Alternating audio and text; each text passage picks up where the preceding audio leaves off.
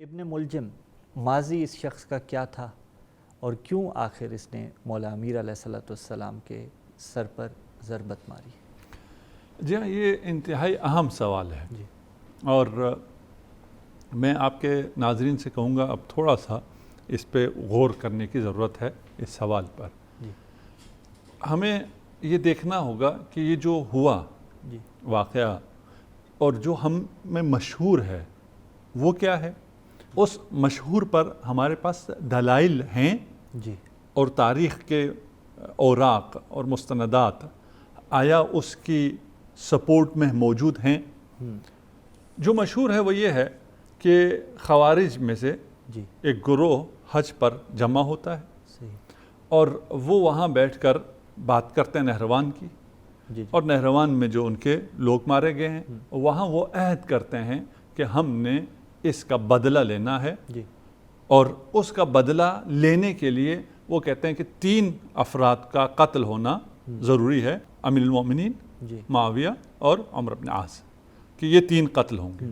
ان 3 کے قتل ہونے کے لیے 3 لوگ وہاں پر متعین ہوتے ہیں یا 3 لوگ اپنے آپ کو والنٹیئر کرتے ہیں۔ ان میں سے ایک عبد الرحمن ابن ملجم مرادی ہیں، دوسرا برق بن عبداللہ تمیمی ہے اور یہ کہتا ہے کہ میں معاویہ کی جان لوں گا، اور تیسرا عمرو بن بکر تمیمی ہے اور یہ کہتا ہے کہ میں عمرو بن عاص کی جان لوں گا، اور یہاں یہ عہد و پیمان کرتے ہیں اور یہ کہتے ہیں کہ ہم رمضان میں ایک رات مشخص ہوتی ہے 19 کی رات کو ایک ساتھ ہی ہم یہ پلان کرتے ہیں، اور ایک روانہ ہو جاتا ہے شام کی طرف، ایک روانہ ہوتا ہے مصر کی طرف، اور ایک آ جاتا ہے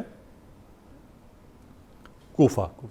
اس کے بعد ہم نے یہ دیکھنا ہے کہ عبد الرحمن کیوں قتل کرنا چاہتا تھا امیر المومنین کو، اس کی جو پیچھے ہسٹری کیا ہے، اس کی شخصیت کیا ہے، اس کے عقائد کیا ہیں۔ ابھی جو ہم نے ابھی تک جو واقعہ سنا اور تاریخ میں مشہور ہے کہ یہ خوارج میں سے تھا، اور خوارج کے اس اجتماع میں جو کہ مکہ میں حج کے موقع پہ ہو رہا ہے وہاں یہ فیصلہ ہو رہا ہے۔ اس کا مطلب یہ ہوا کہ عبد الرحمن کو بھی خوارج میں سے ہونا چاہیے، جبکہ اگر ہم تاریخ میں دیکھیں، اور آپ نے خود بھی کہا نہروان میں یہ خوارج کے ساتھ نہیں تھا، جی بالکل ایسے ہی، ایک اس کے بعد بھی کسی بھی تاریخی سند میں اس کا خوارج سے تعلق ثابت نہیں ہوتا ہے۔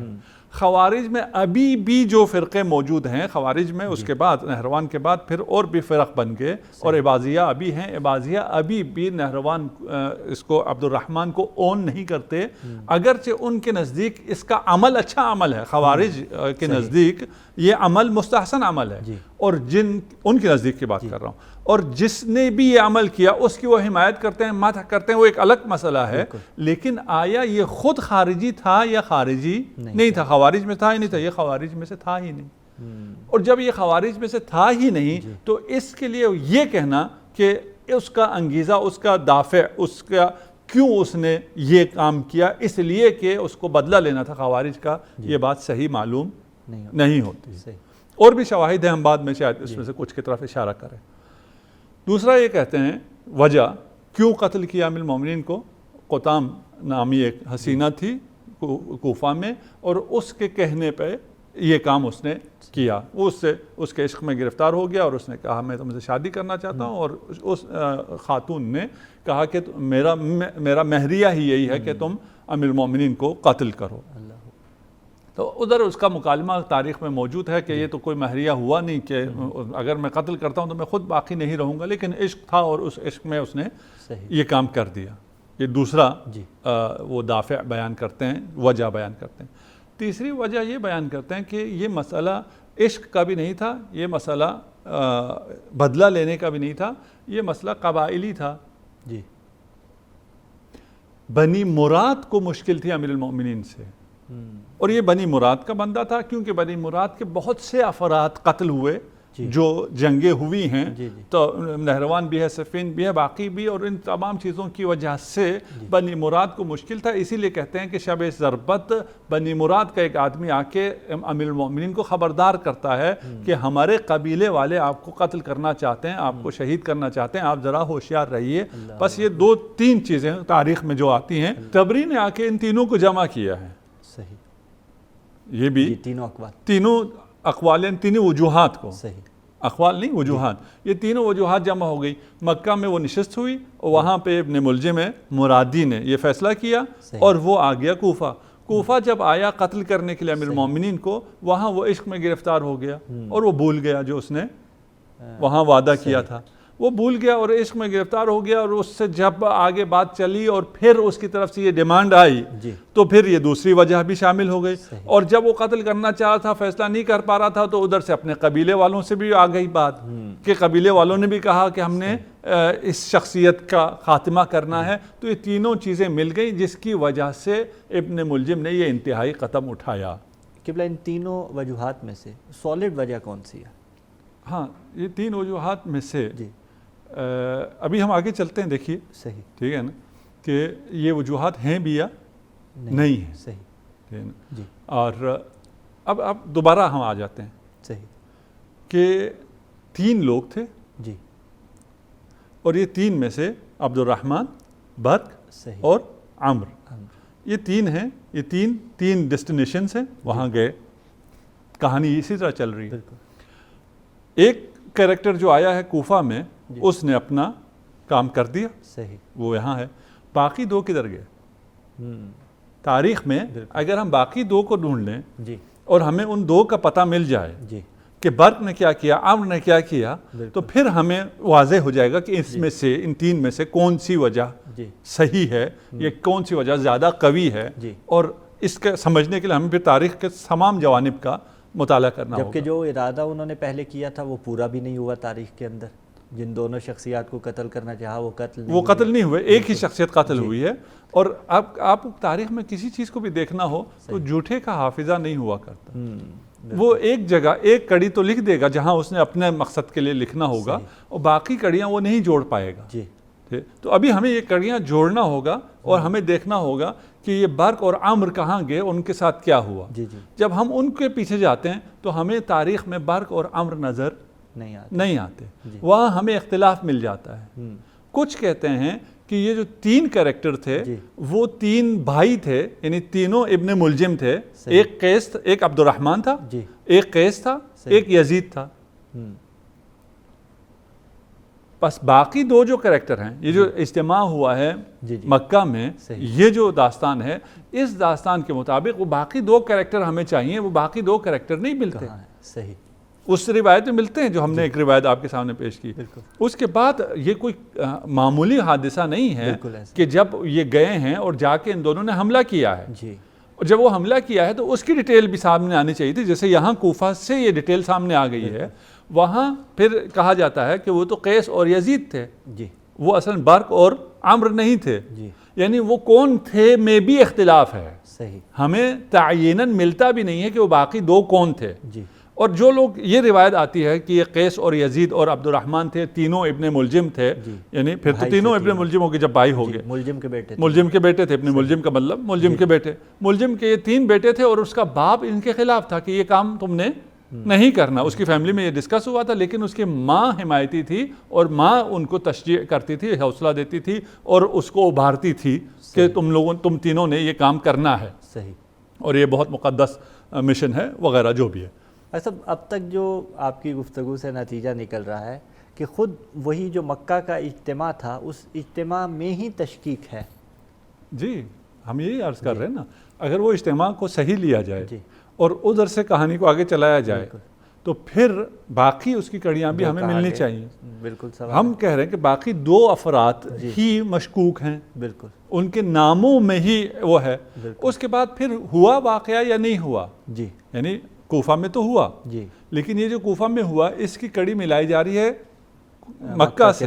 مکہ کے واقعے کے بعد ہم پھر تلاش کرتے ہیں اس کو. ہم مسلم، کیونکہ مشہور ہے تو ہم اس کو مسلم لیتے ہیں. اس کو مسلم لینے کے بعد پھر ہم کہتے ہیں اچھا اس کی وجہ یہ تھی اور یہ نہیں تھی. ہم کہہ رہے ہیں وہ تو اصلا وہاں مکہ کا کوئی واقعہ ہوا ہی نہیں ہے، اس لیے کہ یہ خارجی ہی نہیں ہے. خوارج کے اجتماع میں ابن ملجم، عبد الرحمن ابن ملجم کا جانا بنتا ہی نہیں ہے، کیونکہ یہ خارجی ہی نہیں ہے. یہ جب کوفہ آیا ہے تو بھی یہ کسی خارجی کے پاس نہیں گیا، اس کا کسی خوارج سے رابطہ نہیں تھا. یہ کہاں سویا؟ ہم پہنچتے ہیں وہاں. بالکل. تو بس یہاں وہ اجتماع اور اس کا خارجی کہنا اور خوارج کا یہ عمل کہنا، یہاں تک یہ تو بات ہمیں سمجھ میں نہیں آ رہی ہے. اس کے بعد یہ جو باقی دو کردار گئے ہیں وہ کردار ہی ہمیں نہیں مل رہے ہیں. اچھا وہ برق تھا، وہ قیس تھا، وہ یزید تھا، وہ عمرو تھا، جو بھی تھا. ہم کہتے ہیں چلے نام میں وہ ہوا، نام تاریخ نے درج نہیں کیا. لیکن ہوا کیا، 3 نکلے ہیں، 3 میں سے ایک اپنے مقصد میں کامیاب ہو جاتا ہے، باقی دونوں اپنے مقصد میں کامیاب نہیں ہوتے. اور وہ جو شام گیا ہے وہ حملہ کرتا ہے، اور وہ کب حملہ کرتا ہے؟ جب معاویہ نماز پڑھانے کے لیے جا رہا ہے مسجد کی طرف، اور اس نے جب تلوار نکالی حملہ کیا تو تمام بزدلوں کی طرح اس نے پشت کر لی. اور پھر یہ بھی ایک نقل ہے، صرف یہ بھی مسلم نہیں ہے. کوئی کہتا ہے نہیں جی وہ حالت سجدہ میں تھا، اور حالت سجدہ میں جب پیچھے سے وار ہوا تو اس نے اپنا سر بچا لیا اور اس کو فلان جگہ ران پر زخم آیا. تیسرا کہتا ہے کہ وہ نماز میں اس دن آیا نہیں تھا. بہت سے اس اضطراب پایا جاتا ہے کہ یہ جو اغتیال کا واقعہ ہے، جو کوشش ہوئی ہے اسیسینیشن کی، یہ کیسے ہوئی، کب ہوئی، اس کا کیا ہوا. اس کے بعد معاویہ کو جب اتنا گہرا زخم لگ گیا ہے ران پر، اس زخم کو کیسے ٹھیک کیا گیا؟ کہتے ہیں وہ بہت بزدل تھا، وہ جراحت کے لیے سینا پڑتا ہے. تو وہ پوچھا طبیب نے کہ میں سیوں یا کیا کروں؟ اس نے کہا نہیں مجھے شربت پلا دو، شربت سے میں ٹھیک ہو جاؤں گا. اور یہ پہلی جراحت ہے جو شربت پینے سے ٹھیک ہو رہی ہے. تو یہ یہاں آئیے مصر چلتے ہیں. مصر کون گیا؟ کوئی پتہ نہیں کون گیا. اچھا اس کے بعد پھر اس کے تو ران پہ بھی کوئی زخم نہیں آیا عمر ابن عاص کے. یہاں تو ایک ران کا زخم ہے، اور وہ ران کا زخم جو ہے وہ تلوار کا کاری ضرب ہے. وہ بعد میں جب کوئی تاریخ میں دکھا نہیں سکتے تو کہتے ہیں ایک دوائی پی اس نے، ایک شربت ایسی پی جس سے وہ زخم ہی صحیح ہو گیا. اچھا یہاں پھر ہمیں مصر میں زخم چاہیے اور زخم کے بعد کوئی دوا چاہیے. تو کہتے ہیں نہیں اس دن عمر ابن عاص کے پیٹ میں شدید درد تھا تو وہ نماز پڑھانے کے لیے نہیں آ سکے صبح. تو وہ نہیں آ سکے تو پھر کیا ہوا؟ تو انہوں نے اپنے کسی شخص کو، کسی اور صحابی کا نام مجھے اب ذہن میں نہیں ہے، اس کو اپنی جگہ بھیج دیا، اور وہ دیکھنے میں عمر عاص لگتا تھا. اب دیکھیے کتنے اتفاقات، اور یہ بالکل فلم وہی چل رہی ہے جو آج کل ہالی ووڈ یا بالی ووڈ بناتا ہے. ٹھیک ہے نا، کہ وہ جناب اس کے پیٹ میں بھی درد ہو رہا ہے، وہ نہیں آ پا رہا ہے، اس کی جگہ جو آ رہا ہے وہ اس کا قد کاٹ بھی بالکل اسی کی طرح ہے، اس کا حلیہ بھی بالکل اسی کی طرح ہے، اور یہ جو اس کا قاتل اس کی ریکی میں ہے، دیکھ رہا ہے، جانتا ہے، وہ نہیں پہچان سکا، اور اس نے اس غریب صحابی کو قتل کر دیا. اگر قتل ہوا بھی تو ہے کہاں، وہ کون تھا؟ بالکل وہ قتل ہو گیا، یہ بچ گیا. صحیح. یہ دو بچ جاتے ہیں، اور وہ ایسے اتفاقات ہوتے ہیں، اور ان کو قتل کرنے والا کون ہے ان کے کوئی عطا پتہ نہیں ملتا ہے. اور ایک عبد الرحمن ان 3 کریکٹرز میں سے جو مکہ سے چلا ہے اس سٹوری کے مطابق، یہ ایک اپنے مقصد میں کامیاب ہو جاتا ہے. اس کا مطلب آغا صاحب یہ بات تو طے ہوگی کہ یہ خوارج نہیں تھے. ہاں، یعنی جو عبد الرحمن ابن ملجم نے عمل کیا ہے وہ خود بھی خارجی نہیں تھا، خوارج کی طرف سے نہیں تھا، اور یہ حملہ خوارج کی طرف سے نہیں تھا، اور یہ کسی ایک فرد کا عمل نہیں تھا. اللہ اکبر. یہ کہانیاں کیوں بنائی گئی ہیں؟ یہ کہانیاں اس لیے بنائی گئی ہیں کہ کچھ لوگوں کو بری و ذمہ کرنا تھا. اصل لوگوں کو لوگوں کو ان پہ پردہ ڈالنا ہے، اور پھر خوارج پر ڈال دیا. خوارج کو سب کے لیے کوئی مشکل نہیں ہے. آج کل بھی جس کو بھی آپ دہشت گرد کہنا چاہیں اس کو آپ خارجی کہہ دیتے ہیں، خوارج کہہ دیتے ہیں، بہت آسانی سے کہہ دیتے ہیں. تو اس لیے وہ ایک آسان ٹارگٹ تھا، سافٹ ٹارگٹ تھا، ان کے لیے کوئی مشکل بھی نہیں تھا. یہ ذمہ داری ساری وہاں ڈال دی گئی. ہم کہتے ہیں اگر یہ خارجی تھا، خوارج میں سے تھا، اور جب یہ مدینہ آیا ہے، کوفہ میں آیا ہے، تو پھر وہاں اس کا رابطہ خوارج سے کیوں نہیں تھا؟ وہ کہاں رہا اس رات کو؟ وہ کہاں سویا؟ اللہ اکبر. یہ اہم ہے. بالکل وہ رات جہاں سویا ہوگا وہاں سے پھر کڑیاں ملیں گی کہ یہ کس نے اس کو بھیجا تھا، کس نے اس کو فیسیلیٹیٹ کیا تھا، اس کے سہولتکار کون تھے، اس قتل کے پیچھے کون تھے. وہ آتا ہے، آ کے اشعث کے گھر میں رکتا ہے، ابن قیس کندی، اشعث ابن قیس کندی کے. صحیح. اور صبح، کیونکہ بندہ انتہائی فضول قسم کا آدمی تھا، نمازی تو تھا نہیں، وہ صبح نماز کے وقت پہ نہیں جاگتا ہے، تو اشعث اسے اٹھاتا ہے. بالکل. اٹھو. وہ کیوں اٹھا رہا ہے؟ کیونکہ اس کو علم ہے کہ اس نے کیا کرنا ہے. اس نے کیا کرنا ہے. اس کے گھر آ کے رکا ہے، اس کو نماز کے لیے اٹھا کر بھیج رہا ہے. اشعث اس قتل کے پیچھے جی ایک وہ کردار ہے جس کے اوپر پردہ ڈالا جاتا ہے، جس کو نمایاں نہیں کیا جاتا، جی جبکہ امام جعفر صادق علیہ السلام سے صریح روایت ہے کہ اشعث علی ابن ابی طالب کے قتل کا اصل محرک ہے، اس کے پیچھے اللہ اشعث ہے۔ جی اچھا اشعث کیوں ہے؟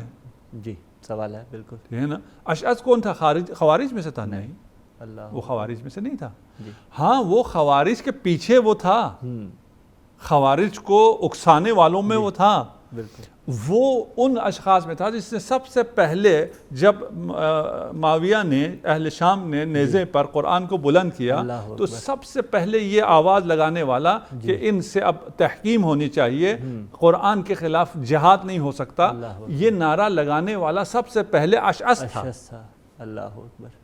اور جب روک دیا گیا جنگ کو اور جنگ نہیں ہونے دی گئی اور اس کے بعد تحکیم کا ہوا تو لا حکم الا للہ کہنے والا سب سے پہلے نعرہ بلند کرنے والا بھی اشعث ہے۔ اللہ اکبر۔ یہ خوارج میں سے نہیں ہے۔ جی تو یہ کون ہے؟ اشعث کو پھر پہچاننے کی ضرورت ہے کہ اشعث کون ہے اور یہ کیوں یہ کر رہا ہے، یہ سازش کیوں کر رہا ہے، یہ اس قتل پہ کیوں ایک شخص کو آمادہ کر رہا ہے، کیوں فیسلیٹیٹ کر رہا ہے۔ تو اشعث والی عثمان تھا آذربائیجان میں۔ بالکل۔